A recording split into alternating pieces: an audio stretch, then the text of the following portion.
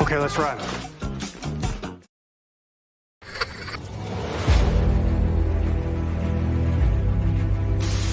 Your mission, should you choose to accept it.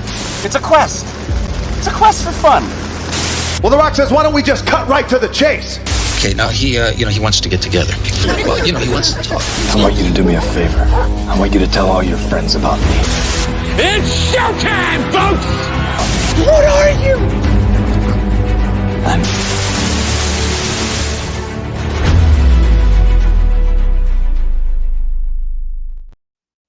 Greetings and salutations. Welcome to And I Quote. This is the weekly show where we introduce you to creators of all shapes and sizes that join us from many and all corners of the universe, and we find out more about them by taking your questions.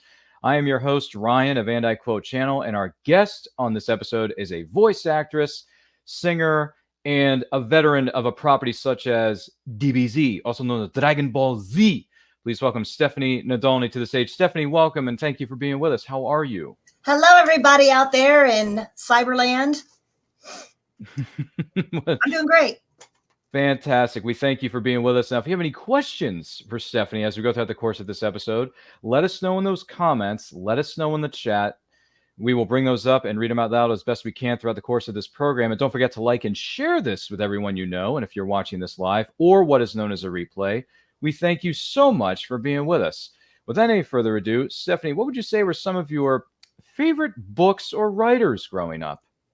Well, I was a music kid, really into music and singing from the get-go. But as far as reading, I did my little kid books with the little record, and then you turn the page, So I remember, reading, little golden books, which were really popular back in my day. And then once I hit like third, I guess more like fourth and fifth grade, I got into books more. And so I would read,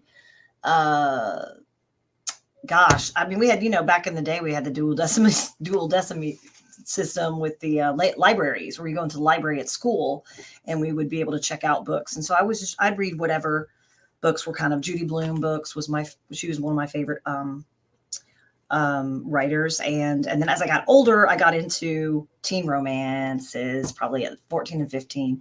And then I got into more Christian-based reading as I, got involved in church with some of my friends. I moved around a lot. And so at that point, it was kind of more the religious Christian books with some great morals.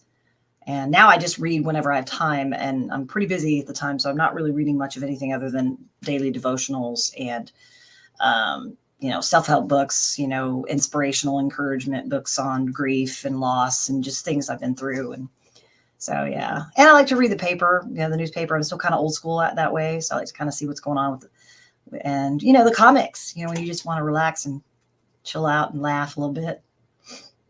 And who says print is dead? Come on. Oh, I know. I still write in a calendar. I mean, I do. I've finally graduated over to a Google Calendar because it's absolutely necessary. But I still write in a calendar, and I have like a little journal and stuff like that, just to kind of like bookkeep for more detailed stuff, Ah, I see. Well, that's all well and good. What would you say were some of your favorite movies or TV series growing up? Growing up, I was into, let me think. When I was really little, of course, it was cartoons, Looney Tunes, the Smurfs.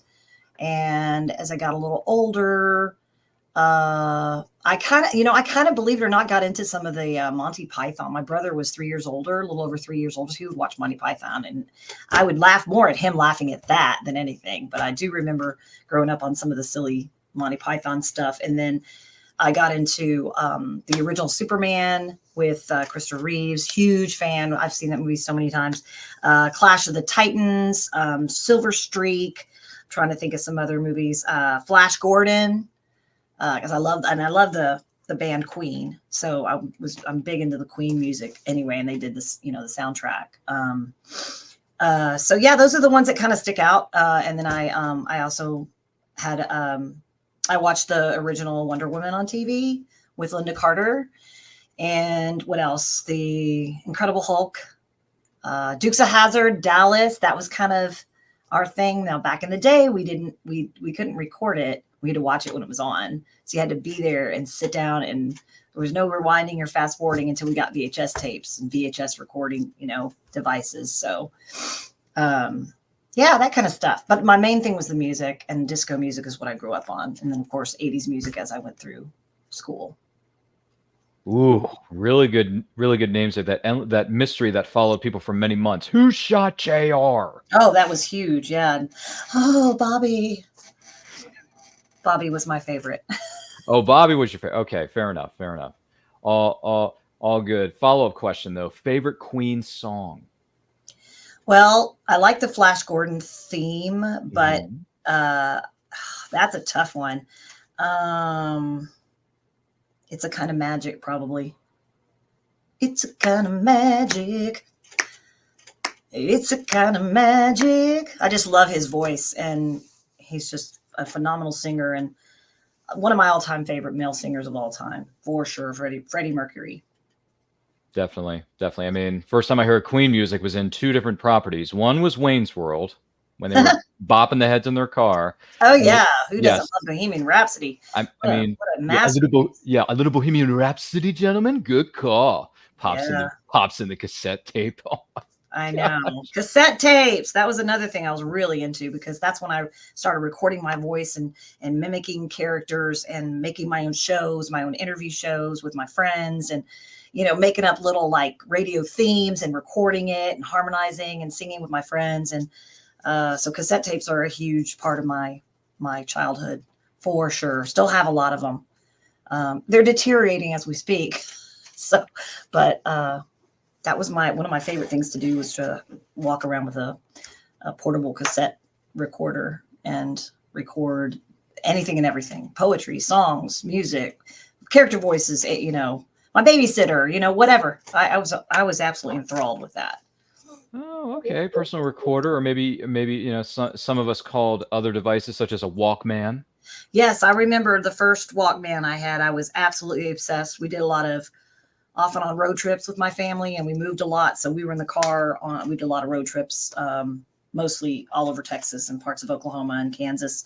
And I'd always have my bag with all my cassettes and the Walkman, and I was good to go for as long as we needed in the car. Wow. I think two of the cassette tapes I remember having, even though they were in possession first of my dad, they were possessions of my dad's first. And then I think he gave them to me once he got over it, or we switched over to CDs at that point. Oh, right. I think I had the Christopher Cross album that features Ride Like the Wind and Sailing, if anyone remembers Christopher Cross. And then the second cassette tape was the Top Gun soundtrack. Oh, yeah, another good one. Kenny Loggins. Mm-hmm. It's another one of my favorite male singers. Favorite Kenny Loggins song? Do you have a favorite? I'm all right. Don't nobody worry about me. Why you gotta give me a fight? Or don't you just let me be? That's my favorite, hands down.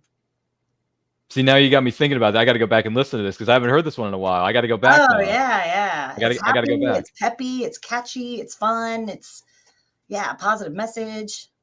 Oh, I got to go back and listen to this now. Oh my gosh. Yeah. I got homework to do after this program. Take notes. Jot it down. I should be doing it. You're absolutely right. You're 100% right. And goodness, I love the music.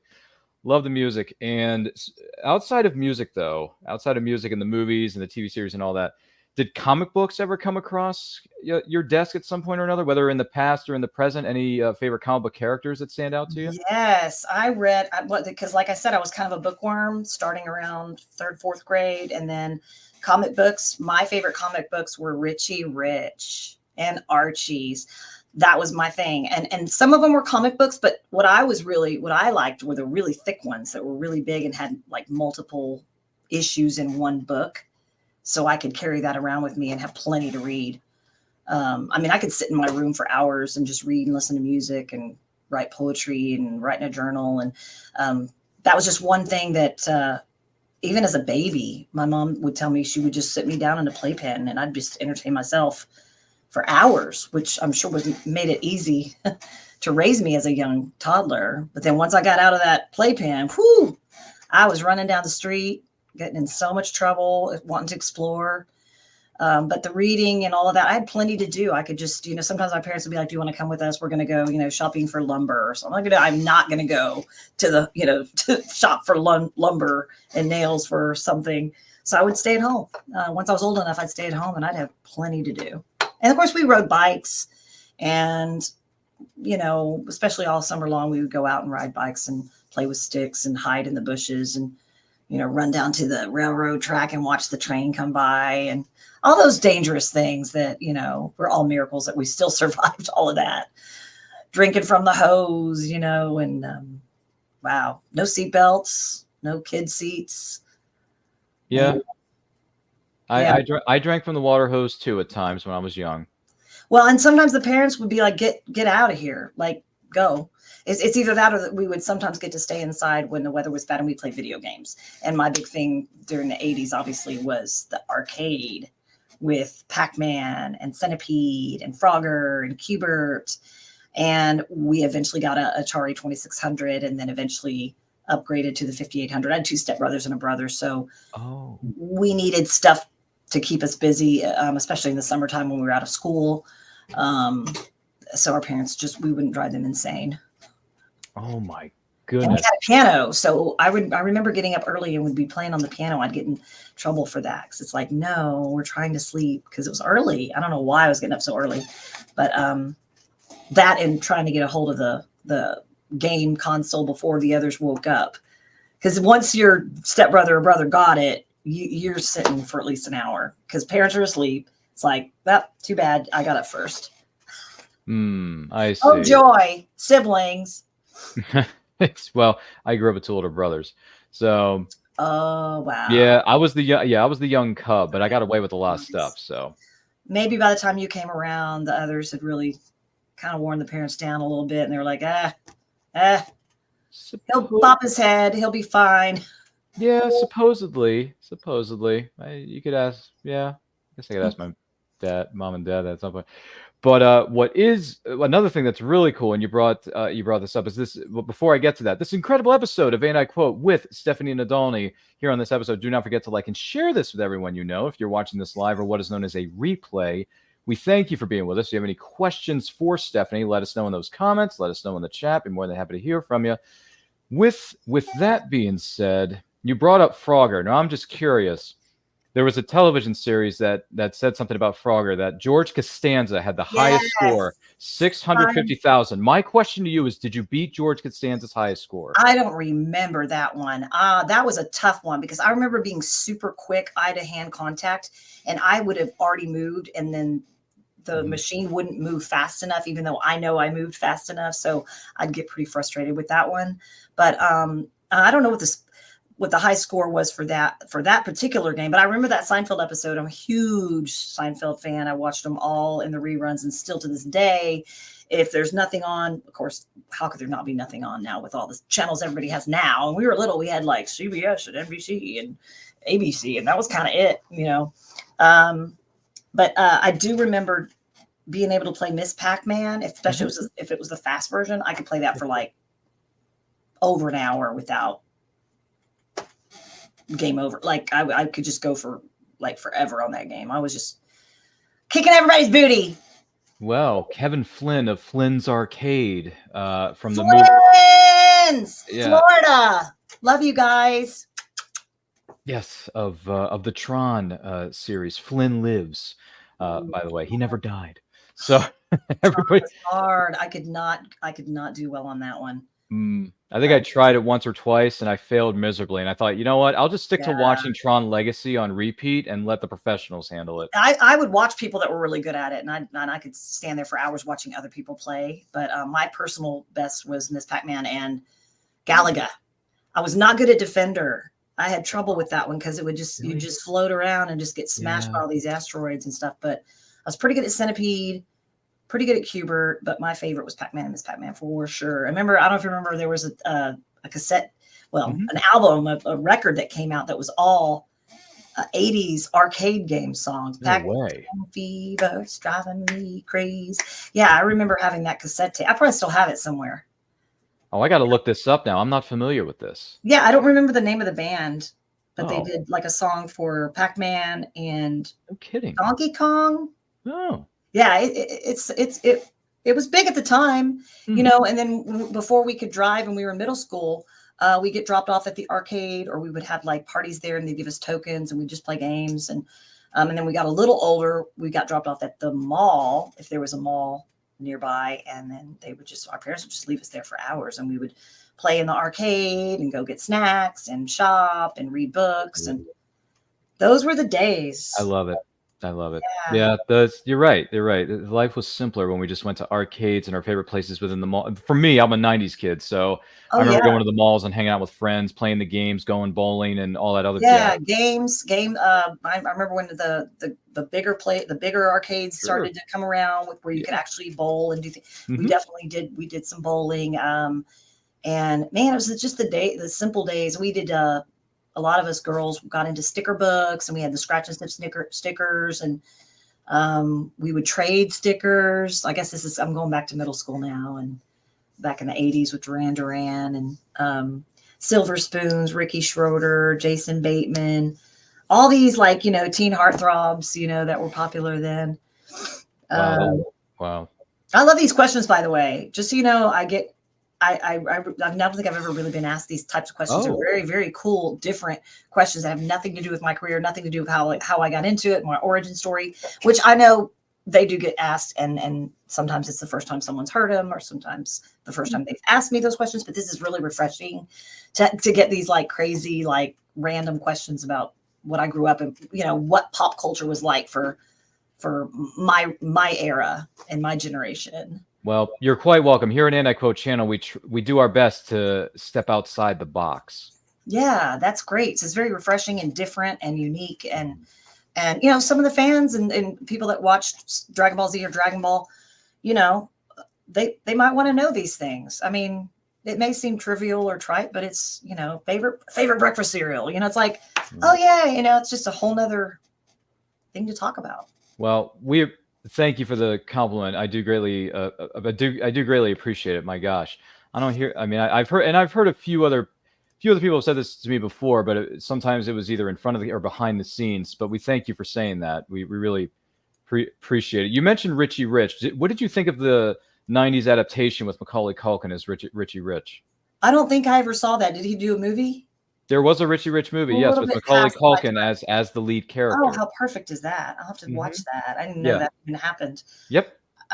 So no, I was just more into the comics. I never really watched anything after that. But that's when I got into the other things. I got into dancing and drill team and pom-pom and choir and theater and show choir. I mean, I was all involved in all the things performance related growing up. So at that point, I didn't have much time. I did go and see movies. Don't get me wrong. I mean, going to the theater was a blast on the weekends, going shopping with my friends, teen years, but I don't remember that one.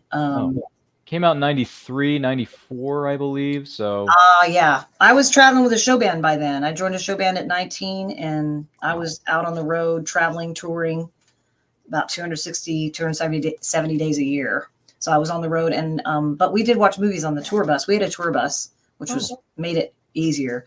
Broke down a million times, but man, that's road life, humping equipment and setting up and tearing down and sound checks and choreography rehearsals and harmonies. We had 3 girl singers. Vince Vance and the Valiants is the name of that group. So when you said 93, I know I joined the band in 91 and then was with them off and on for a couple decades. Oh, I see. Yeah, so that's probably why I missed that one somewhere. It's okay. It's on streaming services somewhere. I'm sure you can find it.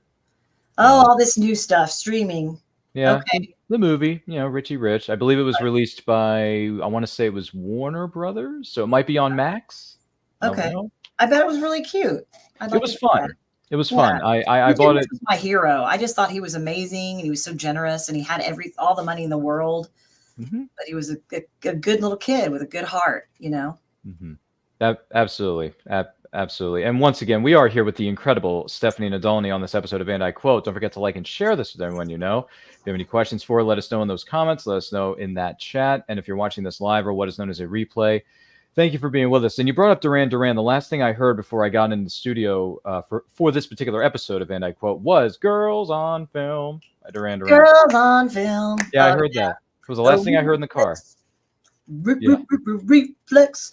Yeah, that was a big one for us. That and Madonna and Prince. Gosh, we'd make mixtapes and we would collect albums, and I did like the CD, or not the CD. Well, eventually it was the CDs, but like back when I was younger, it would be the albums and record and tape clubs where you would like send a certain amount of money in, and you could pick all the music you wanted, and then you just had to like buy a certain amount. And that's when I really collected a lot of albums. And my dad was a big music buff. My mom too. They split when I was 6, but I carried all that I'd learned from both parents into my own music library and interests and stuff. So yeah, and then once cassette tapes came around, that was a big thing because they were smaller and easier to transport. You could get your little Walkman going and carry whatever you wanted with you.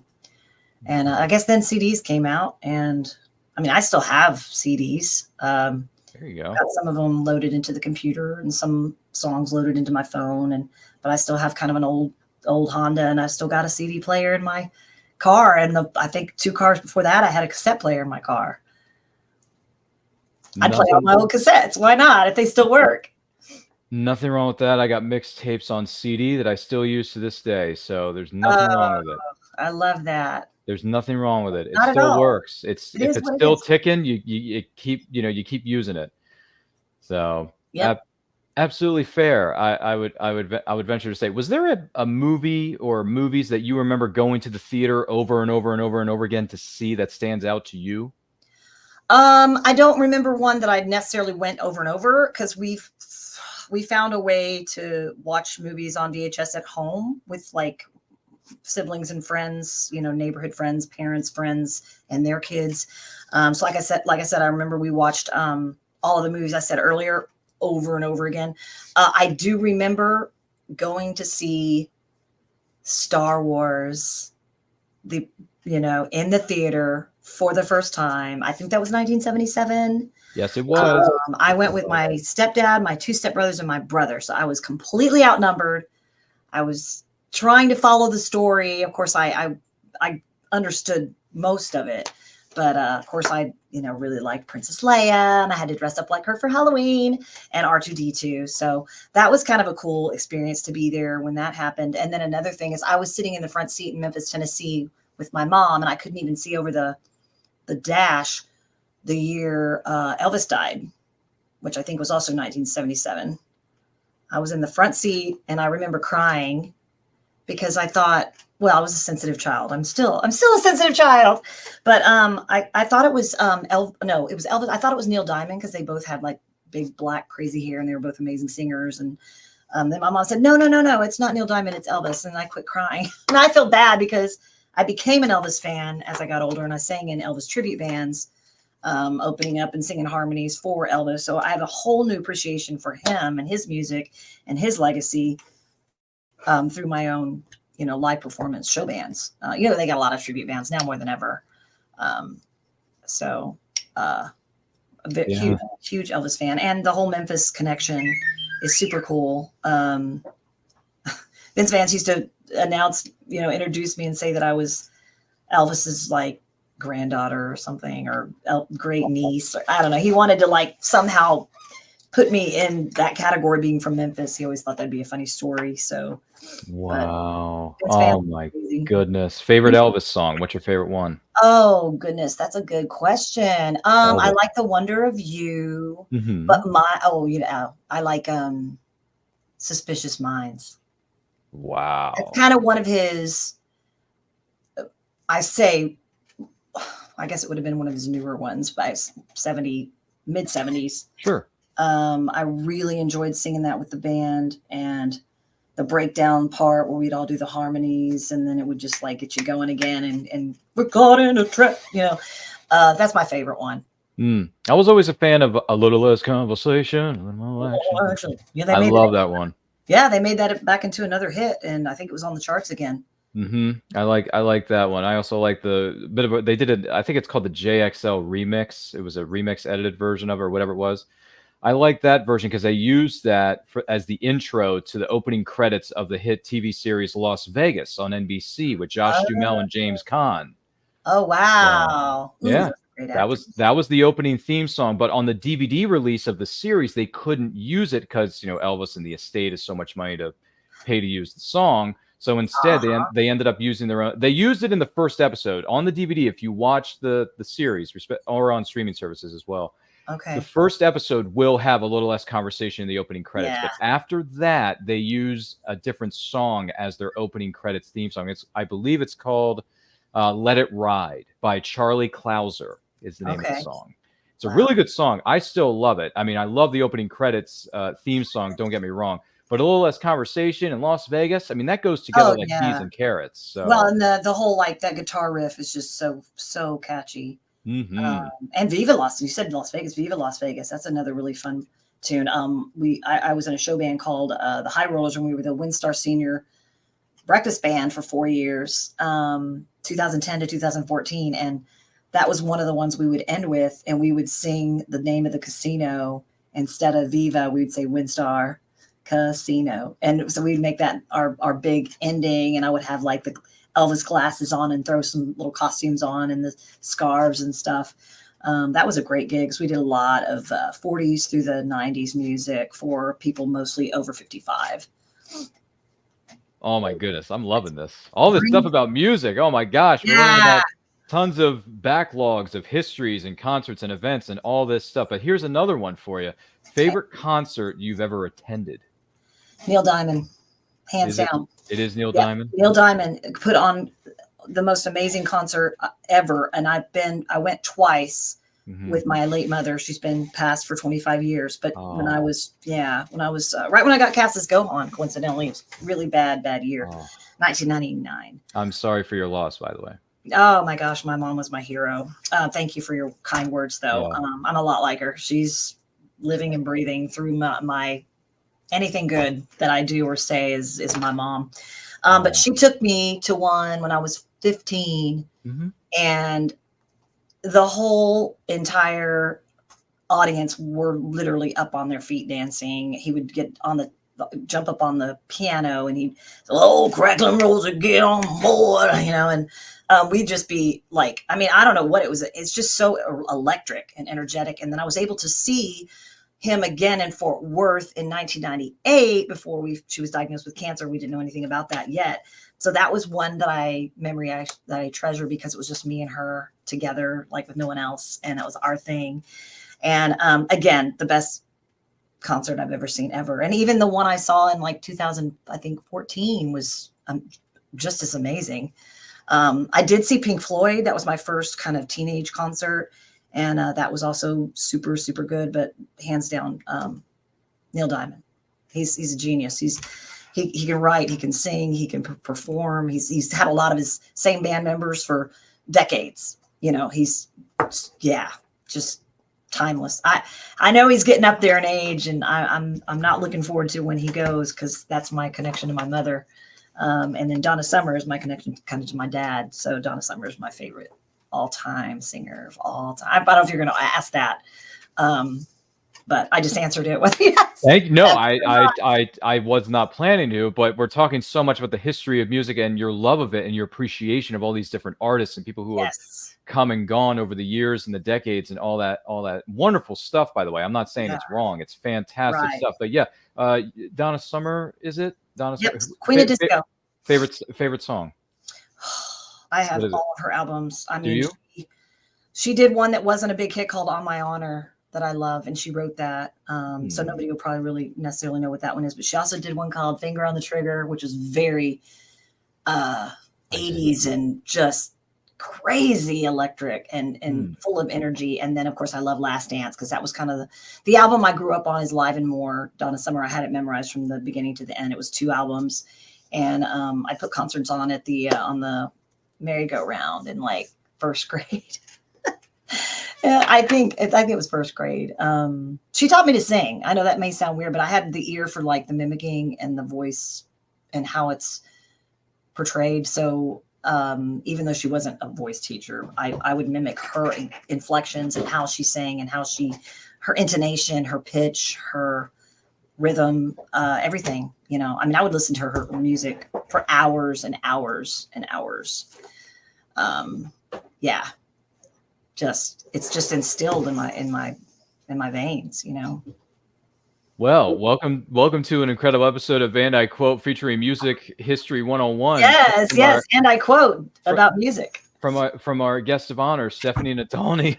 It's a great episode. Don't forget to like and share this with everyone you know if you're watching this live or what is known as a replay. We thank you so much for being with us. If you have any questions about music, favorite artists, favorite top 10 lists, I don't know, let us know in those comments. Let us know in the chat. Be more than happy to take those as they come in respectively. But my gosh, all this talk about music.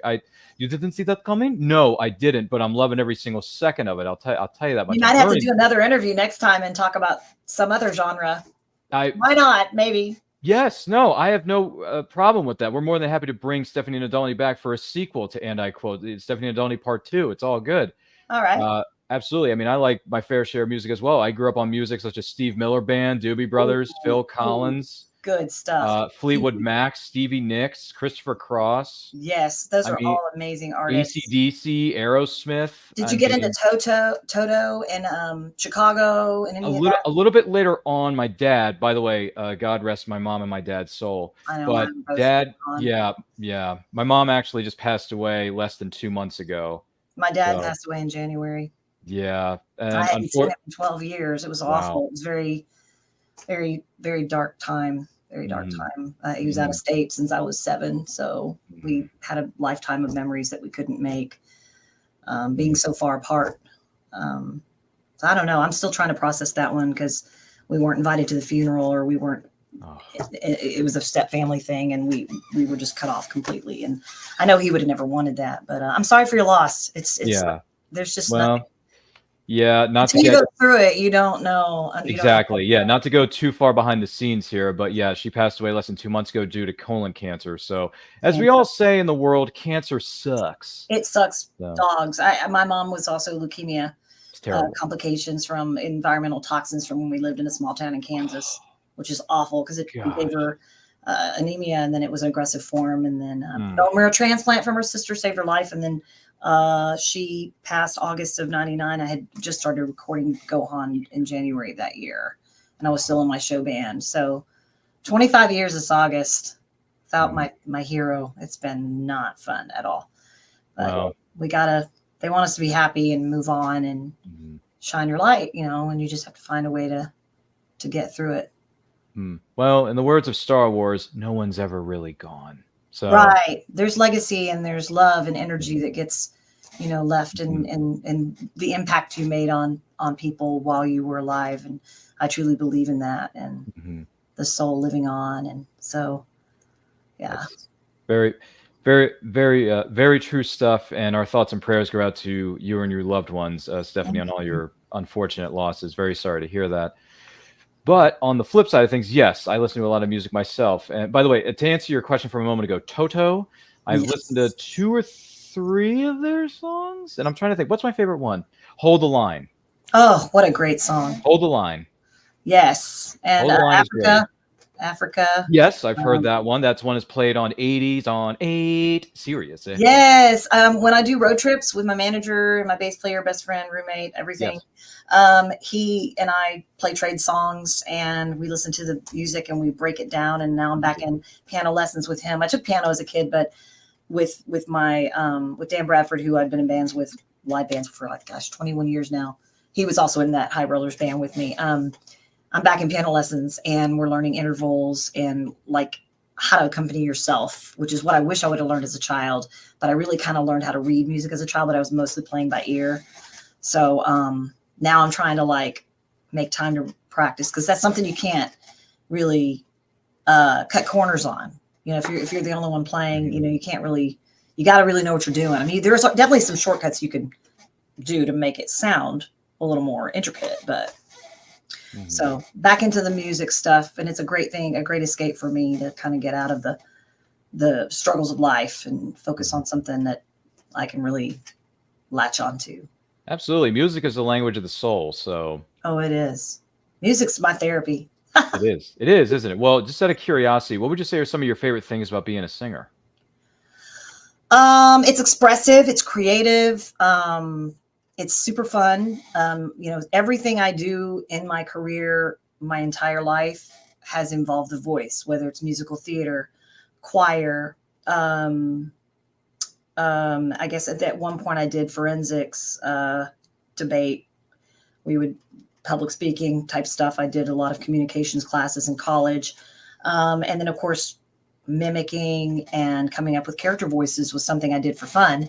And as I got older and started getting into the show band and started working, that's when the voiceover stuff kind of came in and the voiceover opportunities. But for me, it's just the most expressive language, the way that I can express myself to audiences. And I'm looking forward to getting to the studio again and recording. I did an album in the 90s with Carl Finch of Brave Combo, which is an award-winning, Grammy award-winning polka band. Polka, of all things, Nadolny's Polish. So, of course, I'm going to like to bounce around and do the polka, right? I'm also a Weird Al fan, so writing parodies and jingles has been something else I've gotten involved in in the 90s. And some of those are on my website, which are super funny.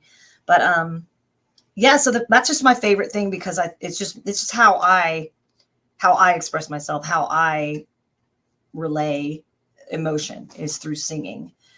And that's the voice. So there you have it. So I take it the Polka King in the Midwest, John Candy, would be very happy for you. Oh, John Candy is amazing. I'm a huge John Candy fan. Yeah, he was the Polka King in the Midwest in Home Alone. So I love it. Planes, Trains, and Automobiles. I finally saw that for the first time not too long ago. I avoided it for the longest time, and then I finally saw it last year. Steve Martin's another big influence. I don't know.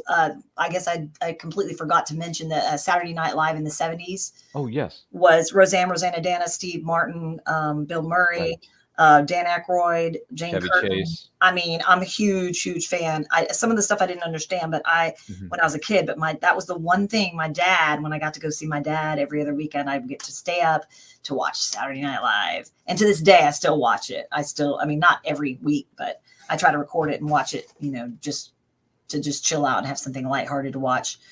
I can't believe I forgot that one. That's definitely one of my favorite shows. And I forgot The Wizard of Oz. And we're definitely not in Kansas anymore. Yeah, and I lived in Kansas for a short time. And Gone with the Wind. Oh my gosh. Ruby Clippers. The Thornbirds. Did anybody ever see that one with Richard Chamberlain and what was the Rita Ward or it sounds familiar, but I don't think I've seen it. I saw that with my mom and the Color Purple, the original Color Purple with my mom. I've and I heard of it. Couch just crying over that one. I've never seen it, but I've heard of it. Ghost, Demi Moore and Patrick Swayze. Yeah, I've always loved you, Molly. I know. And then she cries with a little tear, the Demi Moore single tear at the end, and she says, "Ditto." I know, and then she can barely say it. It's just like, the love, you take it with you. It's just like, if you don't cry at the end of that movie, it's good. And the other thing that gets me, my brother and I always threw this at each other anytime we saw the movie. You're dead, Willie. Oh no. The bad dude who gets his comeuppance, if you know what I mean. Yes. Oh my gosh, you're dead, Willie. Have you seen Raising Arizona? With I finally saw that a couple years ago, and I said to myself when the movie was over, because I watched it all the way through, I said, you know what? This was weird, zany, goofy, whatever the heck this was. But Nick Cage and Holly Hunter were committed. You better go up there and get me a baby high. They got more than you can handle. Don't you come back until you get me a baby. That's one of the ones I could probably quote start to finish. Is that it? That we watched that over and over and over on the tour bus, all from the 90s. It was one of the ones. It was a rite of passage. You join the band, you got to sit down and watch Raising Arizona, and you had to watch Spinal Tap. I have yet to see Spinal Tap. Oh, I'm so sorry. I got to sit down and watch this. Airplane too. A great matter back at Take TC band, man. I love the jive talk. Yes, by Leave It to Beaver's own mother. I know. Just hang loose, blood. You're gonna go catch up on the rebound. What is the rebound with the missile? Mommy don't raise me, no like a rat. Mama didn't raise no dummy. Oh, I had it all written out. And we would do it back and forth with the band members. This is great. And just I mean, we had hours on the road on a tour bus, so we had to entertain ourselves. That's great. You know, going from state to state, and that was one of the ones that you could watch that anytime over and over. You know. Well, I have a friend whose first name is actually Shirley.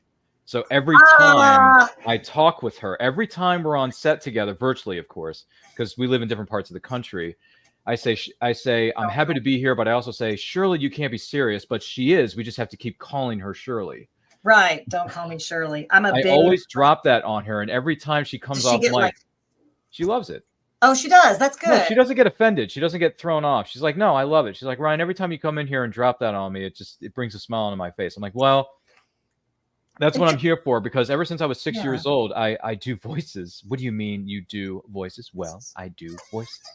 So I pulled a page out of I pulled a page out of Robin Williams' playbook.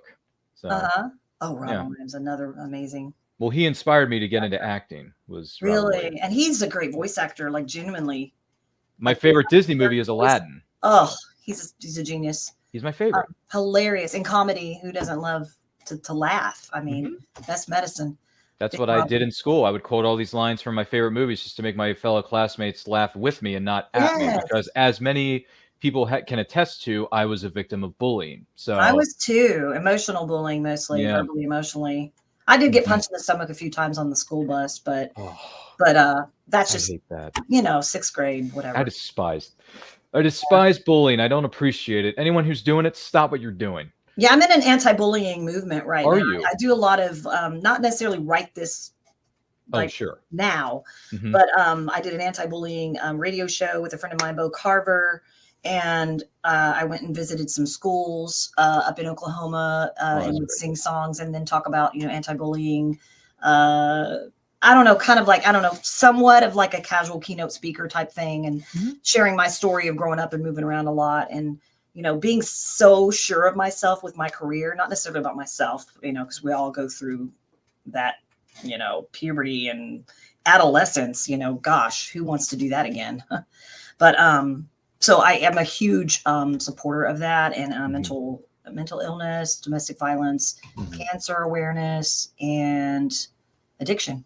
I support hugely anytime I can contribute or, you know, donate an autograph or a signed Funko Pop or whatever. I'm a big supporter of all of those things. So I'm sorry to hear you're bullied. I know it happens.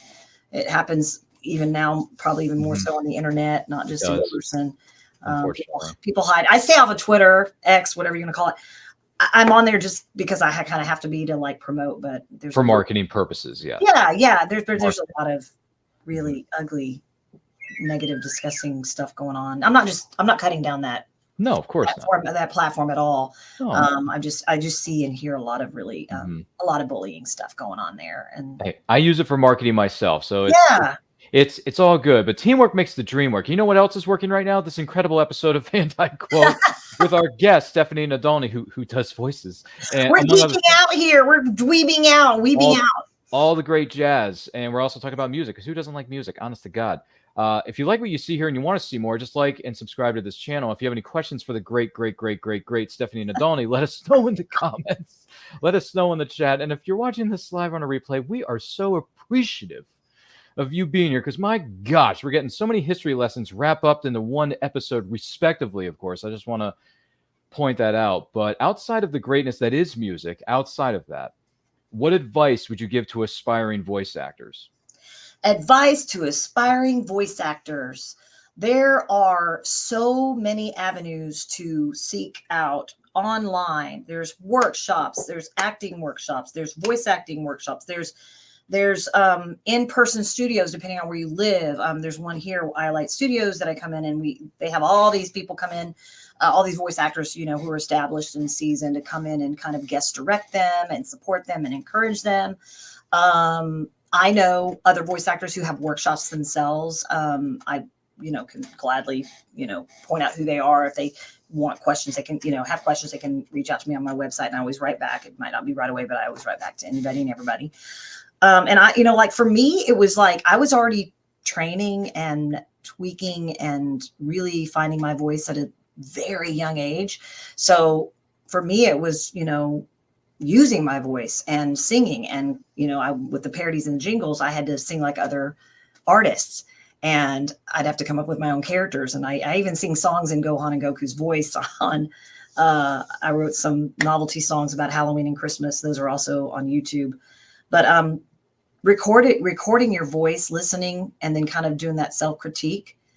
And then there's also recording your voice and having maybe a professional kind of, you know, give you some feedback and some direction. So, you know, I'm mostly doing Comic-Cons and appearances and, you know, comic book stores and stuff right now. I'm working on a couple of things, but I'm back in audition mode now, pretty hardcore, trying to get, you know, into some other, you know, new shows or new roles and ready to be challenged. You know, maybe someday I'll get the voice of a female. I always joke because most of my characters that I've done I'm known for are young boys. So go figure.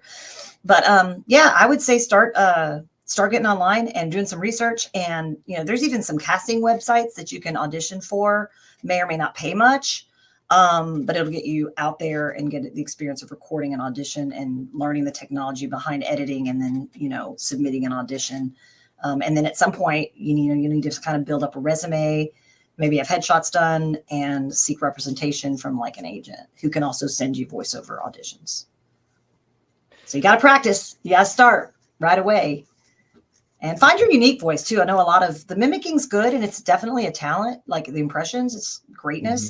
But also find what's unique about your own voice, and what, you know, hey, you might want to just do narrations or audiobooks or radio commercials. You know, for me, the weird, wacky character voices came easier for me because I did do a lot of the comedic, lighthearted musicals and, you know, not so serious stuff. You know, I did study it in college, but what came more naturally for me. You got to find out what your niche is and what you think and feel is your thing and what you're best at.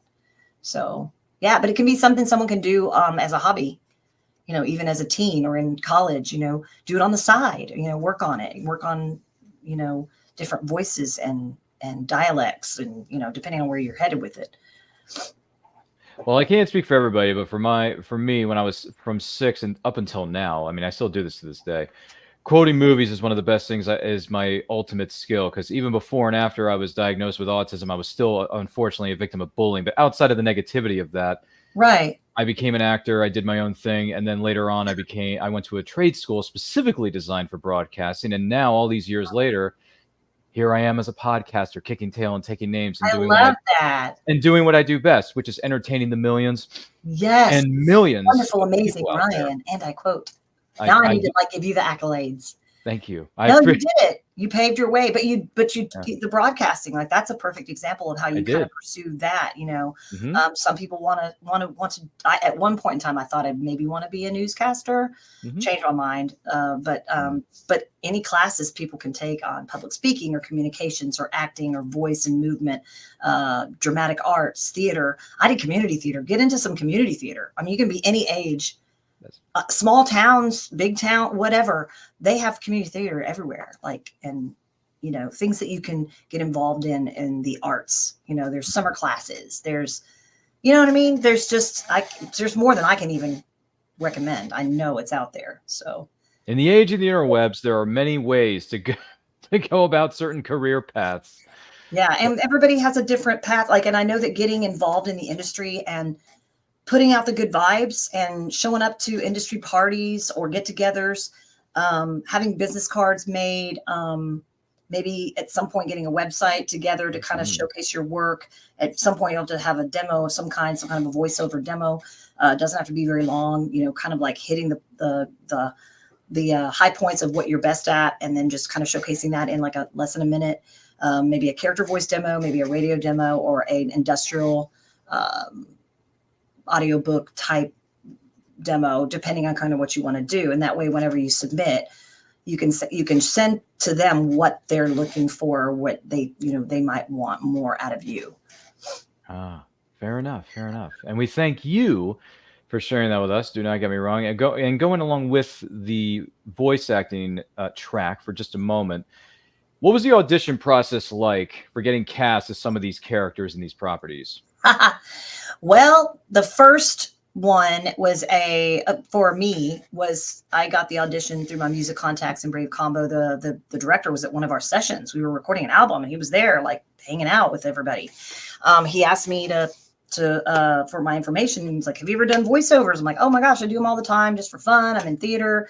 What do you mean exactly? And I was able to do a voice, Helen the Hen, for a short period of time from Chuck E. Cheese.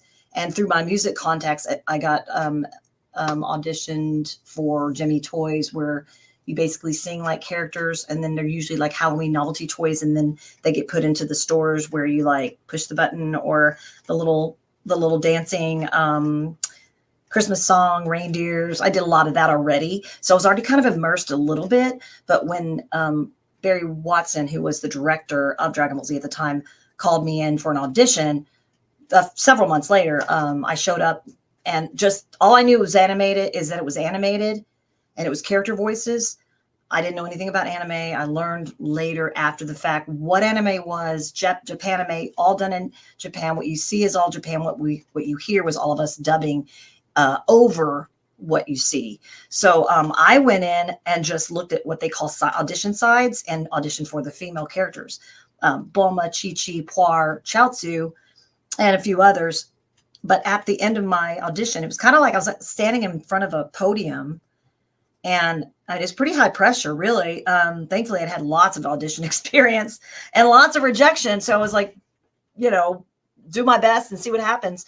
At the very end of the audition, Barry asked me to do a voice of a young boy. And I just kind of threw, a little boy voice. I had people in my head, references, relatives and things like that over the years, and friends. And they asked me to add a little more rasp to it, like raspy, like, kind of more like this. And about a week later, I got cast as Gohan. And that's when my whole anime voice acting career began. That was 1998. And we started recording January of 1999.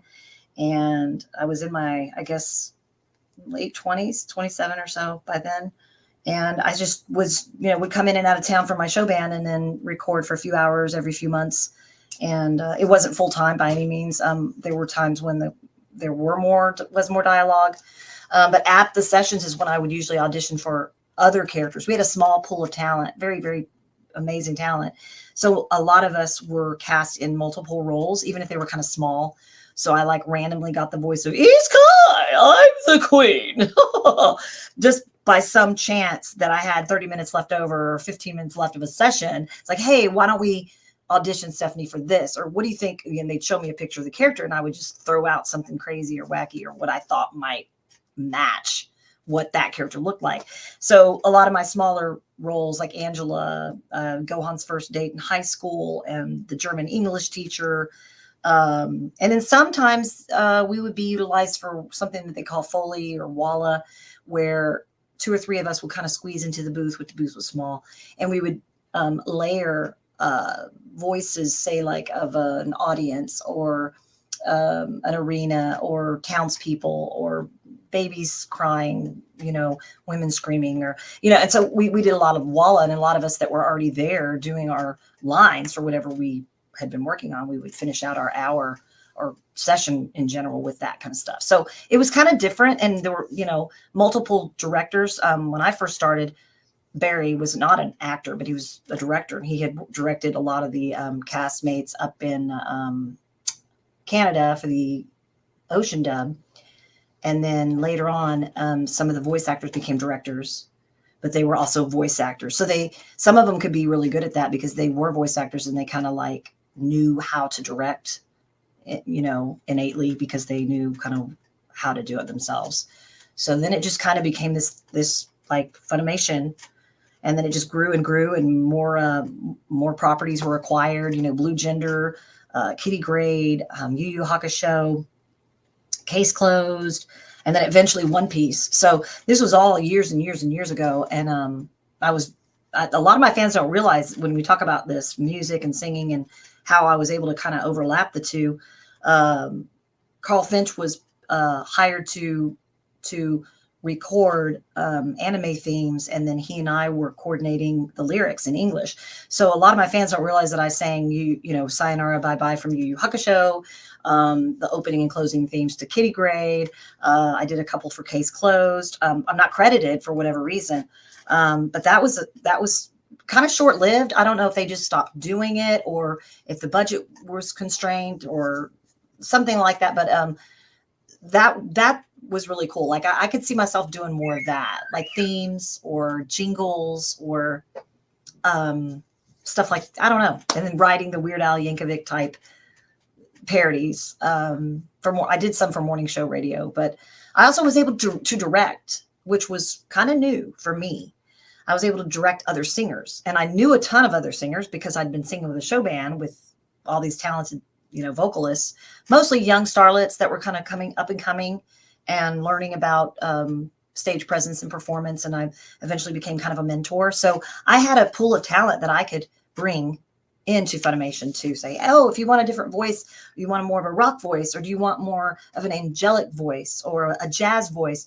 I got people, you know, and then I would just kind of like bring them in, or they would come in and sing and maybe get chosen. So that was kind of my only real shot at kind of directing, but I could see myself doing some more of that. Well, I do hope the odds are ever in your favor. And what is in our favor is this more phenomenal episode of And I Quote with Stephanie Nadolny, our guest of honor. Don't forget to like and share this. I love the segues. It's like, speaking of. I do my best.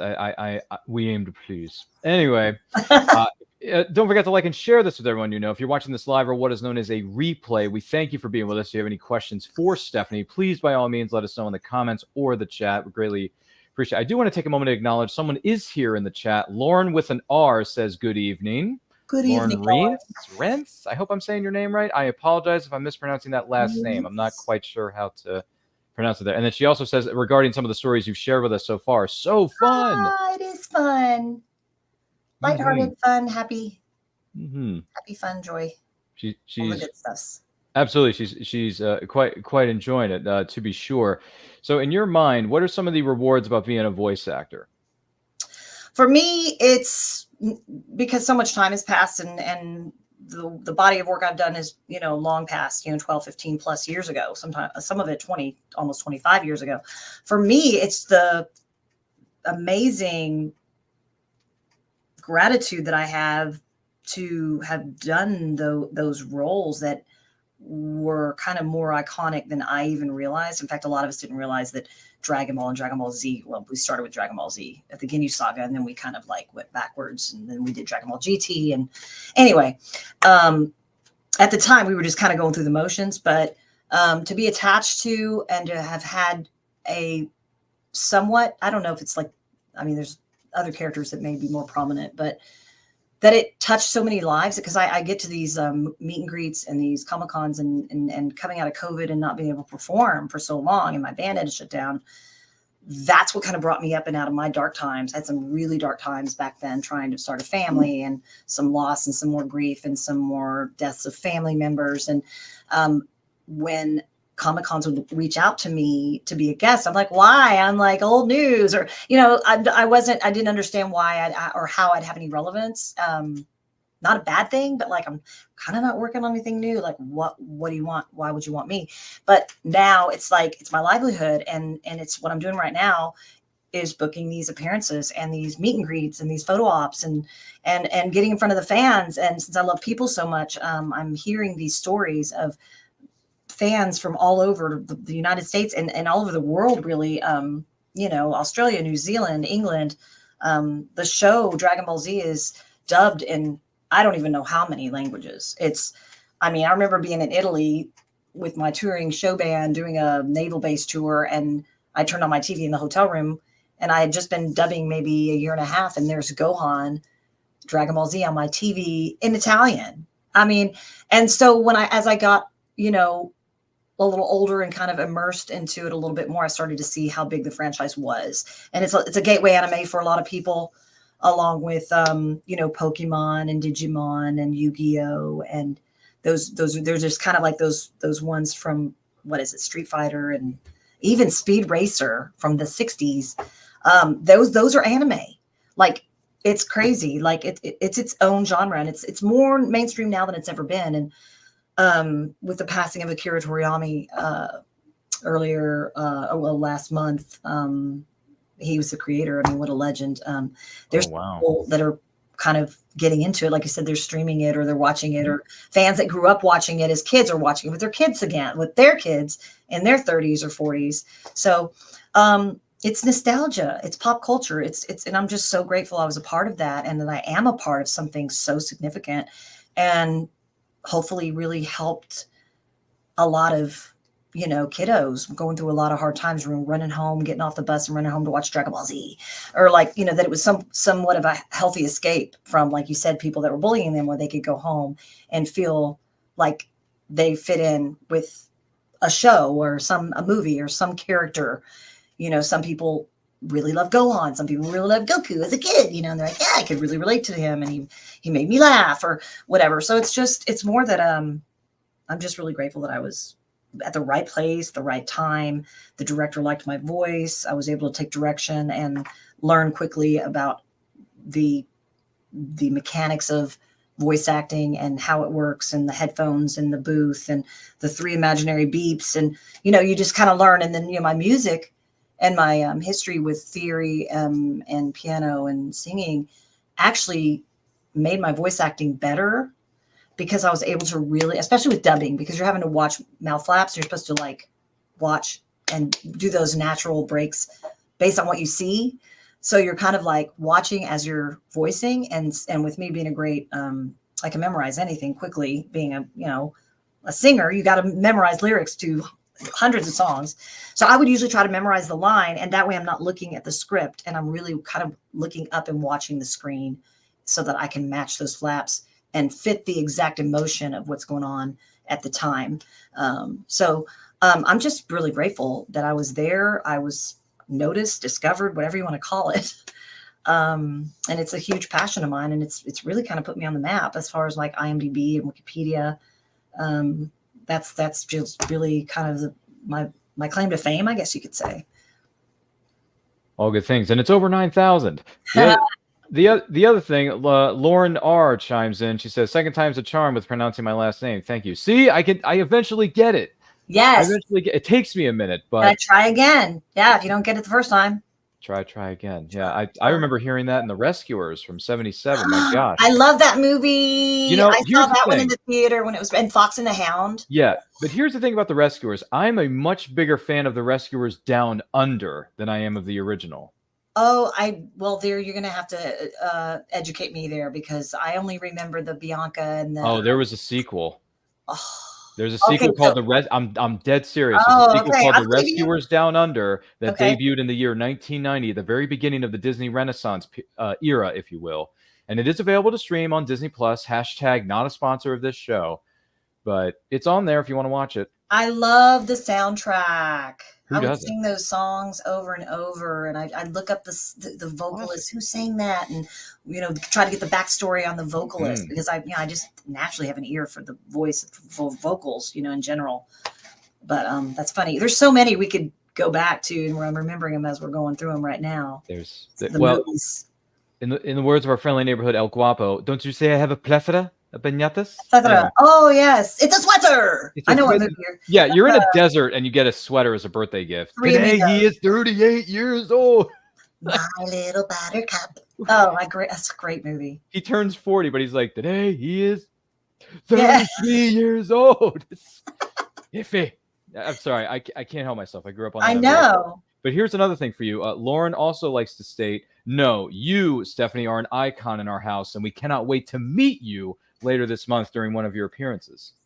Oh, wow. Is it New England or Ohio? My first time back to Ohio in 24 years. And then the end of the month will be Wyoming. Oh, my gosh. You're going everywhere. I've got San Antonio coming up. Man, you're racking up the frequent traveler miles. I am. I'm platinum on American Airlines. I feel like I've made it. She's going to meet you in Wyoming. Hi, Wyoming! Yay! I can't wait. Casper, Wyoming. Yes. Lauren will be Casper. meeting you in the state of Wyoming. I can't wait. And you got to see Mark Britton, my buddy. He's hilarious. He's a comedian. He'll be there as a guest as well. He's seven voices of Dragon Ball Z. Really? Ox King, Berter, Corin. We're probably hopefully going to be sitting together. We always banter back and forth, and we get a lot of content together for Facebook and Instagram and TikTok. And we're always coming up with really wacky stuff for ideas for like stuff the fans might like, the collaborations, you know, or we'll mimic each other, or we'll mimic Beavis and Butthead and try to like, I don't know. It's a lot of fun. He's a fun guy. He's there. And a lot of really great guests at that one, actually. And that's coming up quick. So I can't wait to meet you. Oh my goodness. So many things are happening in this crazy mixed up world we're living. Lauren says, my 10-year-old known as Rylan will be running to see you first when I love it. I love kids. I love hugging the babies. Bring me your babies. Anime babies. I'm actually I was an anime mom, and now I guess I'm kind of the age where I could be kind of like a young grandmother. So I'm an anime grandma to the little ones. Yeah, I mean, listen, if Melissa Joan Hart can play a grandma at the age of 40 something or other, right? Yeah, because of that Lifetime movie that came out a couple months ago. I think it was a holiday movie or something, wasn't it? Was it a holiday movie? I'm not sure. I didn't know about that one. Yeah, it was. It may have been December, January, something February. I can't remember exactly. But anyway, hey, Melissa Joan Hart. I grew up watching you on Clarissa Explains It All. So. Oh yeah, I remember that show. And on Nickelodeon, I remember like the show called "You Can't Do That on Television." Yeah, they had the Saturday night lineup known as Snick. I remember those shows from when I would get sick and wouldn't. I'd stay home, and I would watch those types of shows all day long.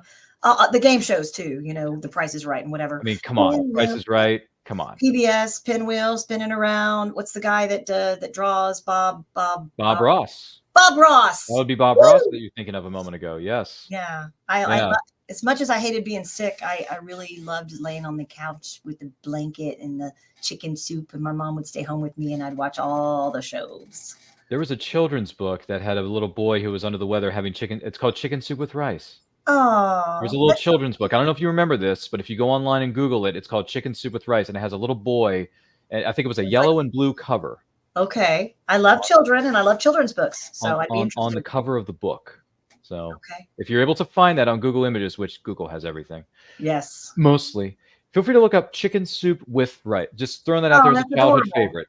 Childhood favorite. Just throwing that out there as a for instance. But outside of that, you got to always baby that child. That's why we geek out, and why I feel pop culture is so important in everyday life, because it literally changes and affects so many viewers and listeners all over the world all the time. I mean, it's like it's huge. I mean, I understand it more now because I do these pop culture conventions and I see and meet the talent and the producers behind a lot of this stuff, and it's got much more of and it's changing. Like, I think there's even like new words added to the dictionary over, like, you know, what do you call those episodes of like Seinfeld and the yada yada yada like there's just No Soup for You. I mean, and then that guy, the No Soup for You guy, he's been in one episode.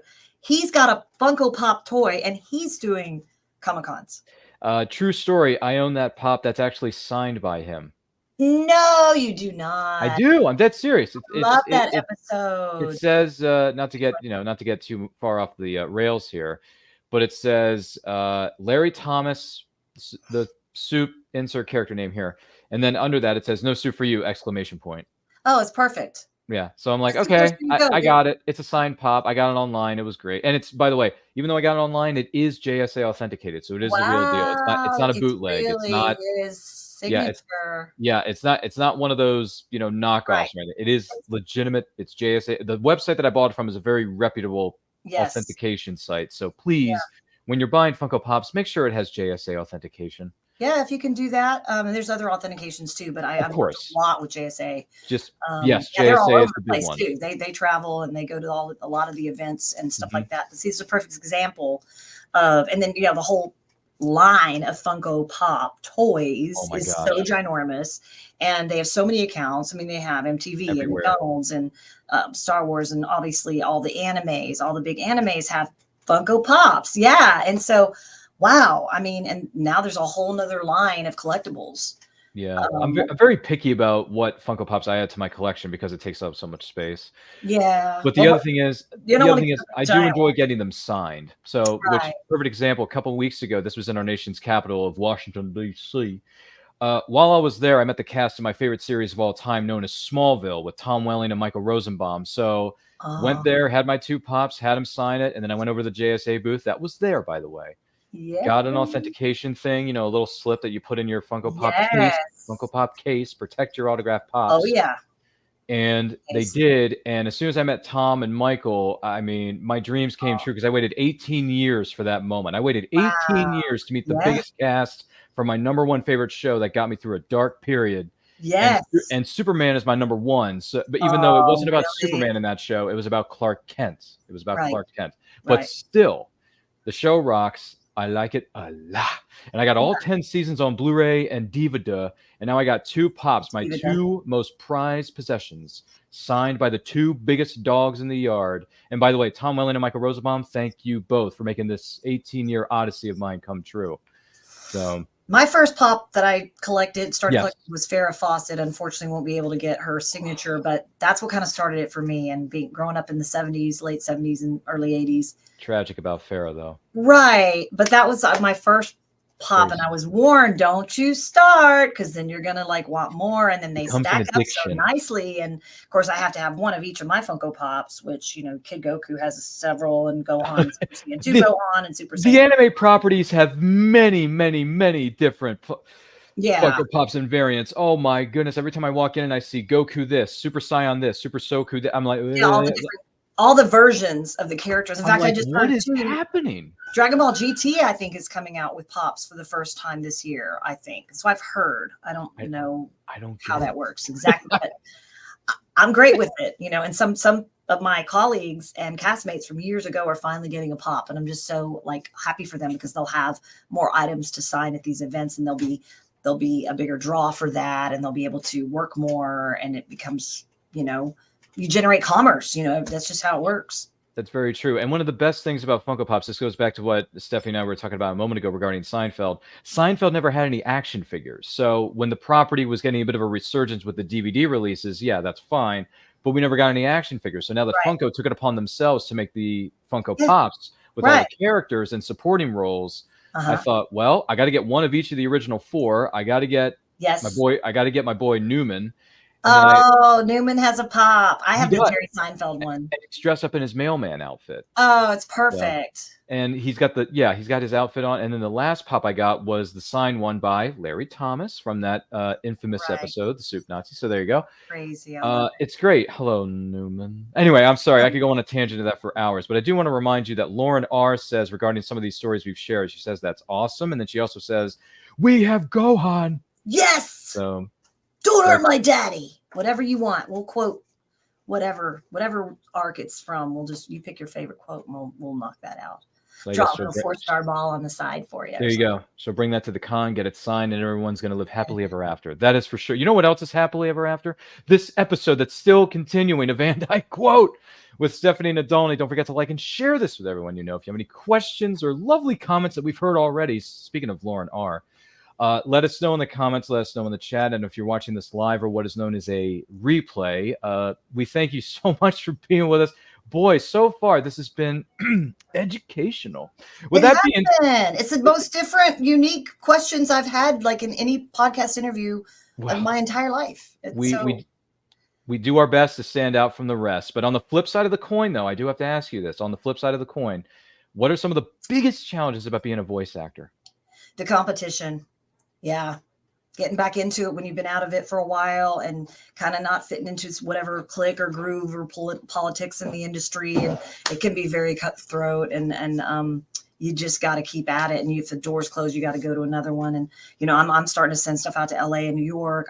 Was able to do some stuff with OKKO, Let's Be Heroes at Cartoon Network years ago. But even then I was replaced because I didn't live there. So I had, I lived in Dallas and all the other castmates were in LA. So it's very difficult navigating, the industry, and there's some insidious parts to it, and then there's some amazing things too, and I've met some of the most amazing people, so don't get me wrong, but I think it's just really learning how to be resilient and accepting of rejection for whatever reason.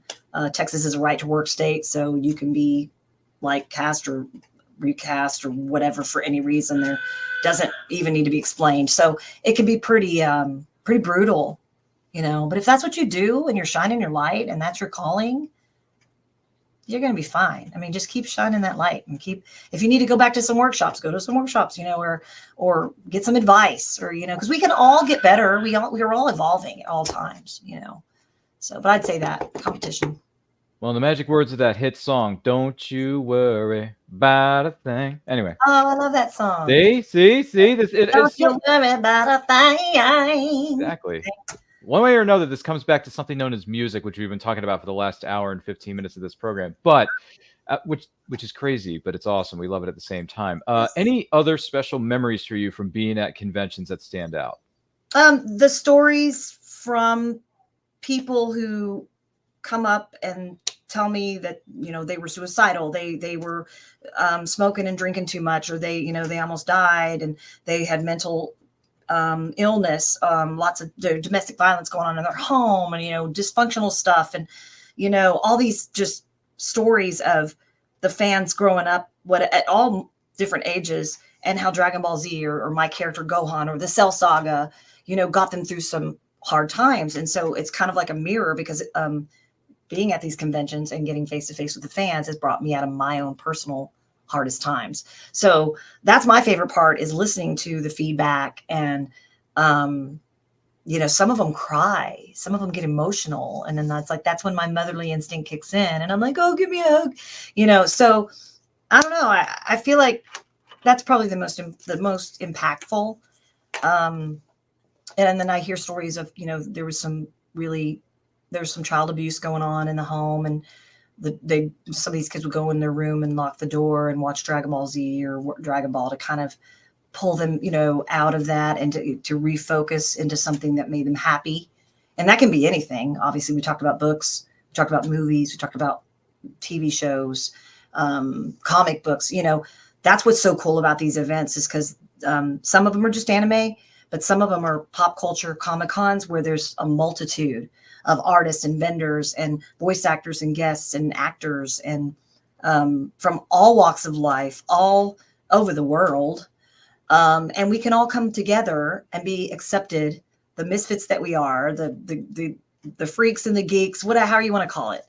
Because the way I see it is we're all geeks. It's just that we just geek out about different stuff. So there's really no reason to make fun of anybody for what they innately like, because that's just wrong, you know. Like you said, bullying's bad. Okay, don't be bullying. That's very true, and we thank you for sharing that with us. That's great to hear all those wonderful stories, and we thank you for doing so. I do want to let you know, and the person who may be watching or listening to this know, that And I Quote is indeed powered by our good friends at Pod Decks. Now, Pod Decks are the hottest, and I do mean red hot, new tool for podcasters looking to have more meaningful conversations or gamify their podcast.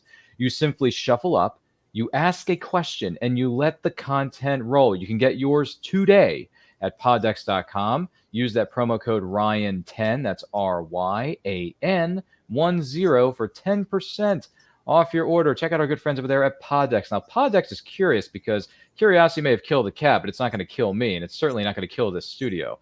So Poddex wants to know, brag to me, if you're able to, without, you don't have to go into too much detail about this, but brag to me about the best things going on within the past 30 days for you.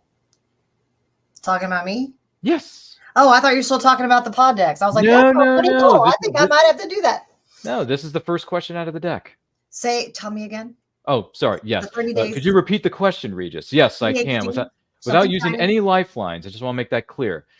Brag to me about the best things going on for you within the past 30 days. Wow. Okay. The best things going on for me is, last weekend was WeebCon. I collaborated with V1 Tech, Plexiglass, and the amazing Orlando artist, Ozzy DeVirus, who was celebrating his 30th birthday. I call him my nephew. So we did a collaboration, spent the entire weekend in Grapevine, Texas, outside of DFW at WeebCon 4. It was a huge success. Lots of feel good moments, amazing cosplay, made some new friends, saw some other contacts I hadn't seen in many years who are in the Comic-Con industry as handlers and producers and directors and, you know, all kinds of stuff. So just the cool weekend work. I was in Orlando the weekend before that for PopCon and more. And that was all Funko. The entire event was centered around Funko Pops. So it was a huge event. I was there with Brian Dobson, the original Majin Buu from the Ocean dub. There was Sean Hennigan there from One Piece, and Abby Trott from Demon Slayer. Got to hang out with them a little bit, spread some love. I mean, that's really kind of what I'm focused on now, is the fans and the events and booking travel and these types of interviews, you know, sharing and caring. I love those phrases. Sharing is caring. It's great, isn't it? It is. Easy, Please keep that positivity train rolling. With that being said, Poddex wants to know what is left on what is known as your bucket list. Bucket list. Ooh, that's pretty easy for me to go in the studio and cut an album.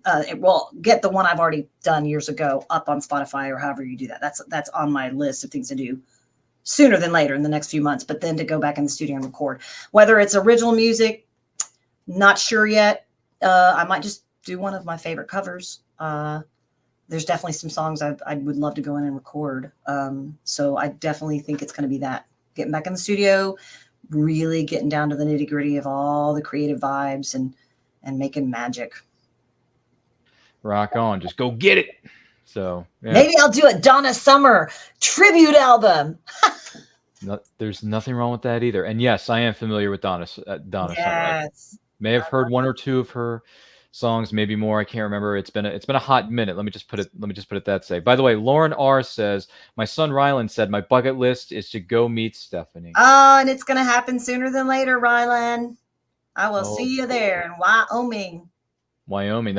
Well, I mean, granted, a lot of things have been filmed there, but one of the things I remember being filmed, it's set in there, but it may not have been specifically filmed there, was the hit TV series Longmire with Robert Taylor and Katie Sackhoff and Lou Diamond Phillips. Oh, yes. Yeah, it was a Western show. It was about a small town sheriff patrolling this small county, and it's called Absaroka County in Wyoming, and it's based on a best-selling book series of the same name known as Longmire. It's really good stuff if you're into Westerns. I like Westerns, and Robert Taylor as Walt Longmire was a, excuse my language, badass mamma jamma. So, oh, yeah, badass. Yeah. So feel free to look it up if you're curious about Westerns. Just throwing that out there. It's called Longmire. It's on Netflix, all 6 seasons of it, by the way. Okay, gotcha. Just throwing that out there. And by the way, Lauren R goes on to say, yes, we're into some scenes in Star Trek. Oh, wow. Yeah. Okay. Star Trek's been around for a very long time. Yeah. So, you know, Lauren, all I can tell you to that is live long and prosper. That's all I got. Yeah.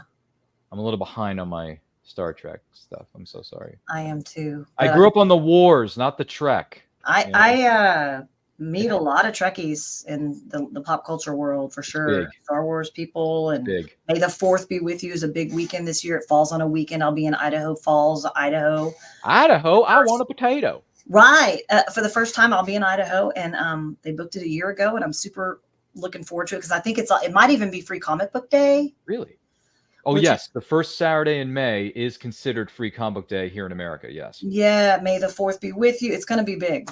That for anybody and everybody in the industry and in the Comic Cons. I mean, the fact that falls on a weekend is huge. So yeah, check your papers or Google to see what might be coming up for that weekend wherever you are. Mm-hmm. As they told us on television, check your local listings. That's it.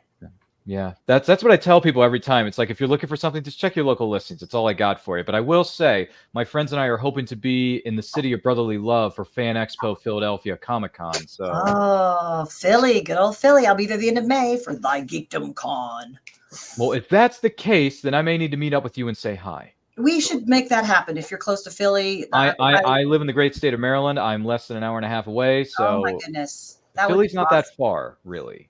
Yeah. If I'm saying that right. We'll go grab a cheesesteak. Or something. Yeah, we will go right down to Pat's. Right. we're gonna order the biggest Philly cheesesteak we've ever seen. Anyway, I'm sorry. Last time I was there, I had a really, really good one. Did you? It was expensive, but it was worth every penny. Wow. Yeah, I'm trying to think when that was. December. Toy show in December, I think. Was it? Okay. Yeah. Wow, Philly's known for a lot of different things, including Philly cheesesteak. Yes. So there you go. Poddex is curious though. What is your most treasured possession? Possession. Okay. Yes. Most treasured that wouldn't possession. be a human. Holy schmoly. Well, there's a lot of them, but probably my most treasured would be anything that belonged to my mother, specifically like some of her jewelry. In fact, I've incorporated some of it into my wardrobe. For years, I was scared to wear it. And I was like, I'm going to lose it. I travel so much. Somebody's going to steal it. I can't wear it. But lately, I've been wearing one of her bracelets that was in my safety deposit box that I just emptied. So that and her belt buckle, because like we did a lot of Texas stuff, and she was in equestrian stuff with. I learned how to ride horses with her, and there's a whole history there. And it has like the big belt buckle with a big S on it. She would wear that with her hat and her boots. So I'd say that, and then obviously photographs of her. Any videos or photographs I have of my mom, because that's kind of 25 years ago. There wasn't, we had like 8mm, but I don't really have a whole lot of video of my mom. So yeah. Very important stuff. Glad that you still have that. Glad you're holding on to that. Very important. Keep your family's legacy alive. That's the best thing we can do. I still wear her socks. I know that sounds crazy, but like I found some of her socks in a box, and I'm like, I'm going to wear my mom's socks. And then at Christmas time, I was wearing one of her jackets. And no kidding. So I have pieces of her, magical little pieces and fairy dust from my mom that I don't even have to tell anybody. It's just, I feel good wearing it, and I feel closer to her as a result. Well, that is just splendid. So Outside of that, if you could change one thing about yourself, what would it be? Probably stop. I'm getting better at it, but probably stop focusing on the rearview mirror as far as past things that have happened that are hard and tumultuous, and really embrace the present. I know it sounds cliche, but all we have is right now, one moment at a time. So really trying to focus on kind of like the Zen of being in the moment, and really like slowing down and embracing each moment as far as, and then not worrying so much about what's already happened or having anxiety over what's going to happen. Like the fears we all have. We've all got demons and fears. Well, if you're not, if you're obsessing about it, you're wasting time completely outside of the moment. You're not embracing anything about what's going on right in front of you. So I think that's just good advice for anybody, but it's not easy to do, but I think I could be better at that. Fair enough. All we can do is take it one day at a time, as they say. Yes, really. I mean, it's a mindfulness, self-awareness thing that I'm working on through like therapy and stuff. Oh, well, that's very fair. Lauren R replies, "Ooh, that's a good answer. I love that," she says. Relish in the moment. Boom. There's another one. It's gone. So you got to grab it. Carpe diem. What is it? Seize the day. That's right. Robin Williams. Robin Williams. What was that? What was his movie that he Dead had? Poets Society. Dead Poets Society. Ooh, that's a good one. Yeah, that movie actually turns 35 later this year. Oh my gosh, I believe it.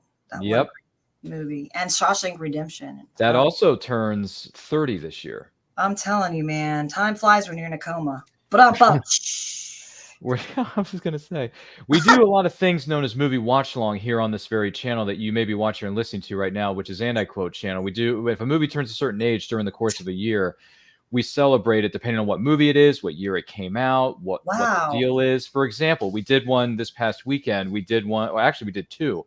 We did one for the Disney animated film known as Tarzan, because that turned 25. By the way, speaking of Phil Collins, that was one of the best soundtracks he ever put together. Oh, Phil Collins is a genius too. I mean, you'll be in my heart, two worlds, one family. I mean, get out of here. I think of my mom when I hear that song. Who doesn't think about somebody special in their heart, whether they're living or passed away? Well, that song. Yeah, when I was watching the movie this past week, and I think about it now, a lot of those songs ring true. Now that I've unfortunately, by the way, just quick behind the scenes, I did lose my mom somewhat recently, but hey.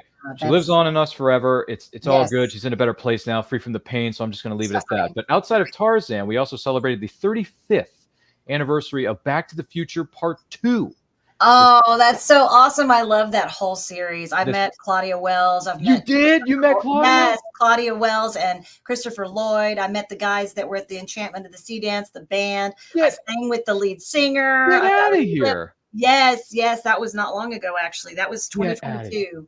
Dallas Fort Worth. We had a whole No way. Retromania and one section of the event. I was kind of in the anime section, but they had Right. Yeah, you a were. Back to the Future 80s extravaganza, and they had Christopher Lloyd was not at that one. It was kind of a smaller one, but I did meet him in Australia in 2012. He was in the part of the guest lineup at Armageddon and Supernova. Whew, those were amazing days. That is sensational. Yeah, the only cast member I've met from that from franchise, by the way, just real quick, Back to the Future trilogy. I did meet Christopher Lloyd in the City of Brotherly Love. It was in Wizard World, Philadelphia, when Wizard World was still a thing. It isn't I remember anymore. it. Yeah, I back was then. at the one in Philly. Yep. Well, maybe Mike McFarland. That was like 2005. I was there in 20. It was in the teen. I was in the 10s though. Might have been the next one. Yeah. It was later, but I met Christopher Lloyd. He answered my question during the course of his Q&A, which was in front of a live studio audience. And then also we took a pro photo op together later on that same day, and we had an actual DeLorean time machine in our photo and the clock tower as a backdrop. Oh my gosh, I love Clock it. tower. Yeah. Yes. It was, I mean, come on. He's amazing in Taxi. He's Even funny, at his age. but that role Beautiful was man. so powerful for so many because it's such an iconic movie. It's an amazing all-star Still cast. Absolutely, it's Timeless. Timeless. Get it back in time. Huey Lewis had a great soundtrack. Yeah, Huey Lewis. I'm afraid you're just too darn loud. Next, please. Bring up the next group, please. I mean, just to be attached to something, yeah. So, but yeah. So, wow. So, Back to the Future 2 just hit 35. Wow. Yeah, we got a lot of anniversary watch-alongs planned for later this year. And by the way, and we can talk about this off camera as well. If you're ever interested in being on our panel for one of those watch-alongs, let me know. We'll bring you on. Yeah. So I think it'd be a lot of fun. We got a lot more. Shawshank Redemption's one of them. We do have that planned. Oh, that movie. I could start watching it at any point in the movie, and I've got to finish it. It's like one of those, movies. That and Cape Fear. Oh my gosh, Cape Fear. I actually just saw that for the first time about 1.5 or 2 years ago. That was a creepy movie. Jessica Lange. What's his name? The lead. Well, anyway, we can pick up where we left off. Bobby D. Robert De Niro was. One of the. Was it Bobby D? Yeah, it was. It was Robert De Niro. Yeah, it was very creepy. I was trying to remember the fun facts about that movie. It was Robert De Niro, but who played the dad who was being the main guy, the lawyer? Was it Michael Douglas? No, he was no. Someone about his age though. Do you remember Dan Cape Fear? Who was it? Jessica Lange was the wife. Yeah, but who was the husband? The husband was. Darn it! This is gonna kill. This is gonna break. It's not Gary Busey, is it? No. He looks kind of like Gary. It wasn't Gary. It wasn't Gary Oldman either. Yeah. It's some other guy. Anyway. Gabriel Mocked. No, like Gabriel Mocked. And Gabriel Byrne, maybe. You know who was in it too? Is the daughter was Nick Nolte. Nick Nolte. Gosh Almighty! Thank you, producer behind the curtain. Yes. Thank you. By the way, we appreciate you. Your check's in the mail. My gosh, Nick Nolte. Great movie. Almost forgot about that. But yeah, Back to the Future, one of the best of all time. Period. Period. By the way, Fox is just. They could not have cast that any better. Bless that man, by the way, with everything he's going through. Bless that man. Bless his heart. Look how money the man has raised. Yeah. Linda Ronstadt. The guy's breaking records. Yeah. Right? He is. Isn't he breaking records? Family Ties. That takes you back to the 80s. Yeah. A little before my time, with all due respect. I'm a 90s baby, but I was born at the tail end of the 80s. So, it's like the old saying, right? Born in the 80s, raised in the 90s. That's my phrase. I was kind of the 10, 15 years behind you or in front of you. Okay. So I grew up as a child in the 70s and then as a teen in the 80s. So hey, staying alive. But I'm still very much in tune with a lot of the 90s stuff, but maybe not quite so much as some that are younger. Okay. We were talking about turning on the TV and us getting away from the craziness that was school and us being bullied. One of my heroes was the Red Ranger from Mighty Morphin Power Rangers. That was my thing. Oh, the Red Ranger. Yeah, Austin St. John. Yeah, we've met him. I sat right next to him at some of his conventions. Yeah. Oh, have you? He's That's a mover great. and a shaker. He's got a crazy website. He's got merch. And he's doing like 30, 50 projects right now, which is insane. Oh, okay. I'm not sure what he's working on. He's a busy man. If you look on his website, he explains some of the stuff that he's currently involved, which includes, by the way, for those of you who may be wondering, Austin St. John's on the not chairman, but he's on a board of directors for a charity that works with individuals with autism. So, oh, I love that. Yeah, I just saw him at TexomaCon in February. They had the first annual TexomaCon in Durant, Oklahoma. Really? He was a guest there. Yeah, we were in the green room eating a sandwich together. This is the lovely things we learn on this set. I got to tell you. But the bonus question for you, real quick: what voice actors would you like to work with in the future, if possible? I would like to work with anybody that works in some kind of a musical, like maybe a Disney animated film of some kind, with kind of a cool all-star cast. It doesn't have to be big names, because some of the best voice actors are not really famous per se. That's just a truth that I found to be self-evident. So just any cast that's just super fun to work with. Something comedic. I love the whole Jodie Benson Little Mermaid thing, with her being the voice of the character and the vocalist. Like, that's actually kind of a rarity. So that would be my dream role, is something like that, where I could actually sing as a character voice, maybe a princess, or I don't know. Something like that would be great. I can only imagine the competition trying to get into something in Disney and Pixar. Yeah, it's incredibly difficult. But the night is young. The night is young. It is, and it's never too old to dream. So Never. remember that, folks. Remember that. And the other thing we've learned here earlier tonight was all you got to do is take a look. It's in a book. So see, there you go. See, we're going back to those properties that made us smile. And they still do to this day, by the way. That theme song is so catchy. I mean, who doesn't like Butterfly in the Sky? Get out of here. Oh, I know. I mean, LeVar Burton, bless that man's heart. Everything he's done in his historic career. I mean, look what he's done. It's insanity times 1,000. But I digress. By the way, Lauren goes on to say, I'm sorry for both of your losses of your family members. Thank you, Lauren. We appreciate you. Thanks for your heartfelt feelings and condolences. We appreciate both. Stephanie and I do appreciate that. It's very hard to explain. People just don't understand until it happens to them. Mm-hmm. Being born in a big family with two parents, the oldest of four, and then as I was in my 20s, all of a sudden everybody's falling away, and then it just feels like I have no family. It's very odd. It's not fun, but we're figuring a way through it. I mean, I do have a brother and nieces, but I don't know. It's sad. I want my mom. You always want your mommy, Goes back to what they say. Mommy knows best. Yes, my mom did, for sure. Wasn't there a TV series called Mother Knows Best? Father Knows Best. Well, there was Father, but did they ever make a spinoff called Mother Knows Best? I don't know. Possible. I don't know. Did they? Mother Knows Best? Probably I think not. it was just Father Knows Best. Man, put out the Well, it's too late to put out the spinoff now, but hey, then again, properties have been rebooted and recreated over the years, as we've seen in Hollywood. So yeah, and some of them might not just be mainstream. That's another cool thing about the internet and YouTube. There's a lot of people doing some really cool stuff, and you can actually get your hands on it, like some really amazing music.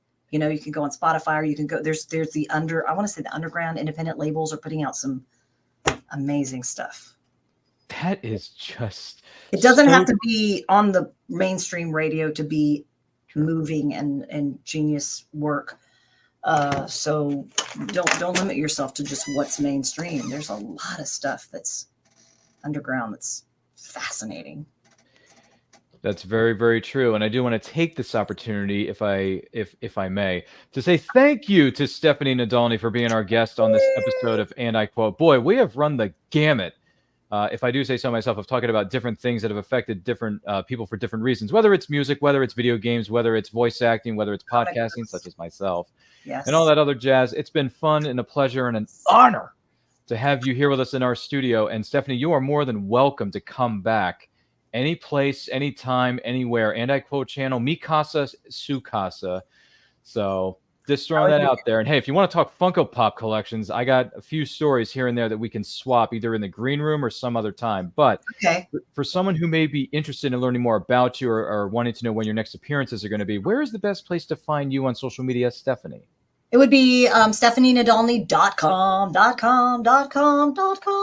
And I've got a Stephanie Nadolny Instagram. I've got TikTok at Steph Nadolny. I've got Facebook, Stephanie Nadolny Voice Actress. Most anything else, I just start with the website, and that kind of has all the links from there. And I usually list where I'm going to be appearing. And of course, on social medias, I do regular promotional videos for the upcoming events that I'll be appearing at as well.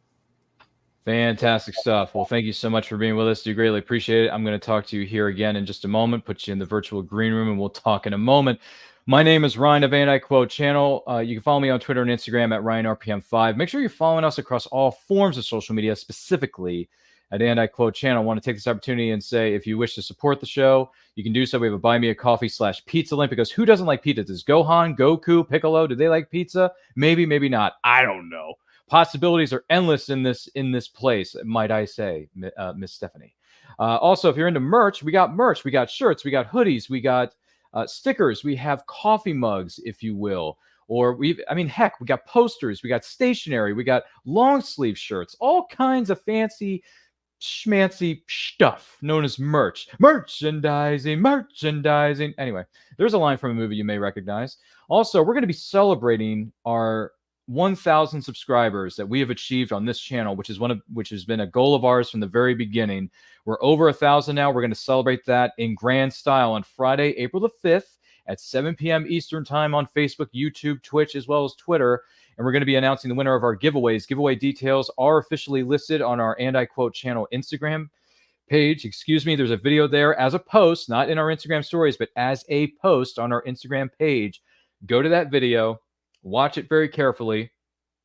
All the details are there for you to be entered to win our giveaways. We got many, many things we want to give away, and we want to give them away to you, our incredible fans / subscribers who have been with us either from the beginning, or you're just joining us now. Maybe you just joined us recently in the last couple of months, or maybe even this week, with the greatness that is Stephanie Nadolny being a part of this interview on And I Quote, because my gosh, she is a superstar. It's amazing.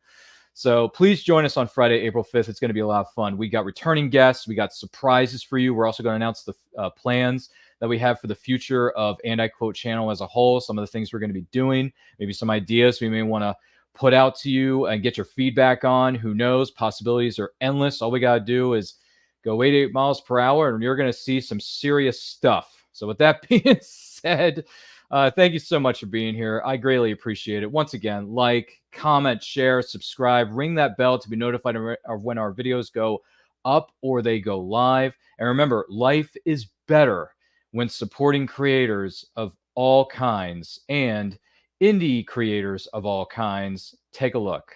Famous Faces and Funnies in Melbourne, Florida is leading the way in pop culture fun. From comic books and graphic novels to Funko Pops and collector's items, Famous Faces and Funnies has it all. Rick Shea and the professional team at Famous Faces and Funnies are friendly and knowledgeable. Whether you're looking for toys, props, collector treasures, or a new comic book, Famous Faces and Funnies is your one-stop shop. To find Famous Faces and Funnies on Facebook and Twitter, just type at FFF Comics. Author Cindy Kep is writing on the edge. Books include Remnant in the Stars, The Loudest Actions, Lines of Succession, Mindstorm,